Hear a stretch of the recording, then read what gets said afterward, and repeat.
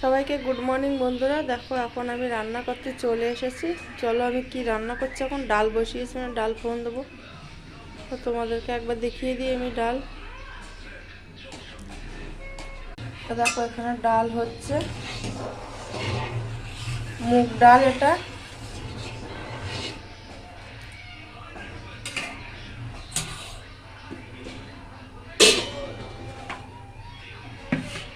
হ্যাঁ দেখো এখানে রুই মাছ আছে, এটা রুই মাছের ঝোল হবে আলু দিয়ে।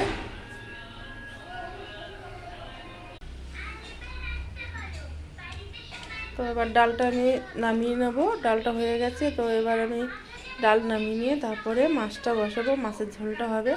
ততক্ষণ তোমরা ভালো থাকো, সুস্থ থাকো, টাটা বাই। পরে আবার অন্য কোনো ভিডিও দেখা হবে, কথা হবে।